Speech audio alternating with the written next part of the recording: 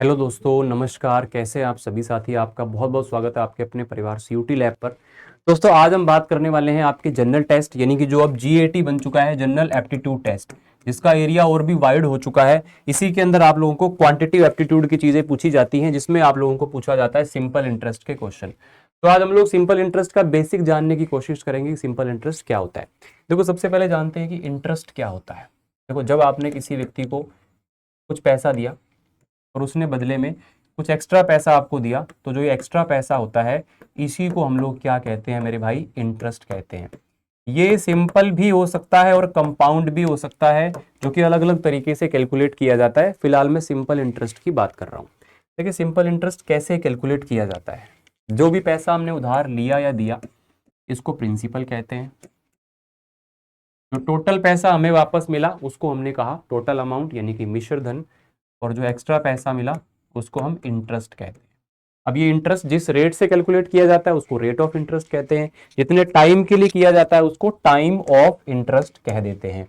जैसे मान लो मैंने कहा कि एक प्रिंसिपल है 2,000 रुपए का, रेट है 20% पर एनम, और टाइम है 3 इयर्स का। तो इसके लिए सिंपल इंटरेस्ट हम लोग कैसे कैलकुलेट कर सकते हैं, ये आप लोगों को यहाँ पे बताना है। तो क्या तरीका रहेगा, देखो इसका। सिंपल इंटरेस्ट निकालने के लिए एक बेसिक सा फॉर्मूला आप ध्यान रखेंगे तो आपको काफ़ी हेल्प होगी। सिंपल इंटरेस्ट बराबर क्या होता है? पी आर टी बटे में 100। यानी कि प्रिंसिपल का वैल्यू यहाँ पे आपको रखना है, रेट का वैल्यू आपको यहाँ पे रखना है, टाइम का वैल्यू आपको यहाँ पर रखना है, और बटे में क्या आएगा? 100, यानी कि 100। अब आप देखेंगे यहाँ पे 2 जीरो से 2 जीरो कैंसिल, 20 × 20 400, 400 इंटू में 3 क्या आ जाएगा? 1200। तो 1200 रुपए आप लोगों का यहाँ पर क्या हो जाएगा मेरे भाई? इंटरेस्ट हो जाएगा। अगर मैं बात करूँ टोटल अमाउंट की, तो आपने जितना पैसा उधार दिया था, उसमें अगर हम इस इंटरेस्ट को ऐड कर दें, तो हमारे पास निकल करके क्या आता है? टोटल अमाउंट आता है। आपको यहाँ पर 4 वेरिएबल दिए हुए हैं: इंटरेस्ट, प्रिंसिपल, रेट और टाइम। तो आपको इन चारों में से कोई भी एक वेरिएबल पूछा जा सकता है, ये आप ध्यान रखना। जैसे मान लो मैंने आपको ये बोल दिया कि 7% की रेट से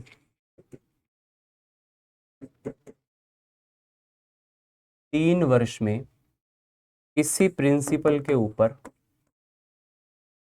जो सिंपल इंटरेस्ट है, वो 4410 रुपए है। कितना है मेरे भाई? 4410 रुपए है।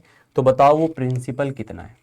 अब इस बार इसने क्वेश्चन में सिंपल इंटरेस्ट नहीं पूछा, इसने क्या पूछा आप लोगों से? यहाँ पर इसने पूछा कि प्रिंसिपल क्या होगा।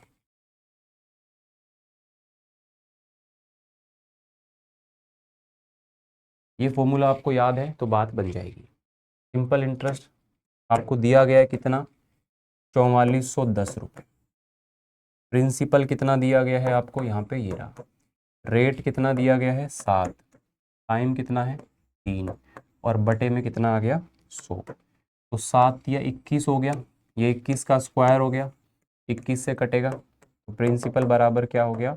210 0 0, यानी कि 21,000 रुपए आप लोगों का यहाँ पर क्या बन जाएगा?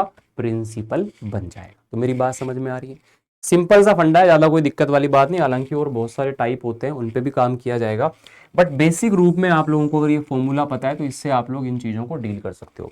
कभी इसमें इंटरेस्ट पूछेगा, कभी प्रिंसिपल पूछेगा, कभी रेट पूछेगा, कभी टाइम पूछेगा। मान लो आपको बोल देगा कि 7,000 रुपए का एक प्रिंसिपल है, 3 वर्ष में 9100 रुपये बन गया।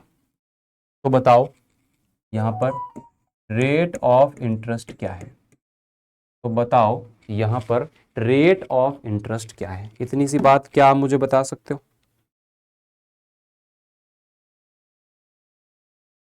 इतनी सी बात क्या आप मुझे बता सकते हो? जल्दी से बताओ।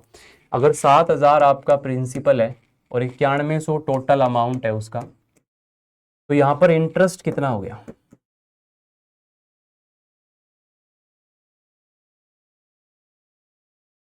इंटरेस्ट आपको पता है, प्रिंसिपल आपको पता है, टाइम आपको पता है।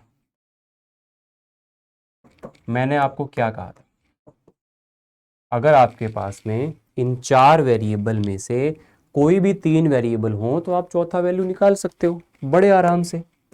सिंपल इंटरेस्ट कितना है, 2100। प्रिंसिपल कितना है, रेट निकालना है, टाइम कितना है, 2 जीरो से 2 जीरो गया, 30/3 करेंगे तो क्या हो जाएगा, 10 हो जाएगा। तो रेट बराबर कितना हो जाएगा, 10%। बात समझ में आ रही है। तो इसी प्रकार का एक छोटा सा क्वेश्चन मैं आप लोगों को सॉल्व करने के लिए दे रहा हूं, आप मुझे सॉल्व करके बताइएगा कि क्या उसका आंसर यहां पर हो जाएगा। मैंने कहा कि 5,000 रुपए की एक राशि है, इसको हमने 7% की रेट से दिया, ठीक है। तो बताइए कितने वर्ष के अंदर ये पैसा 8500 रुपए बन जाएगा। 5,000 रुपए था, 7% की रेट से दिया, कितने वर्षों के अंदर ये 5,000 रुपए 8500 रुपए बन जाएंगे, ये आपको बताना है। तो उम्मीद करता हूं आप लोगों को ये कॉन्सेप्ट कुछ समझ में आया होगा, एक हल्का सा बेस बना होगा। बाकी इसको डिटेल में भी हम लोग पढ़ेंगे, हमारे साथ बने रहिएगा और चैनल को सब्सक्राइब कर लीजिएगा फॉर द फ्री क्लासेस। कोई भी डाउट हो तो आप नीचे कमेंट में लिख सकते हो। Thank you so much.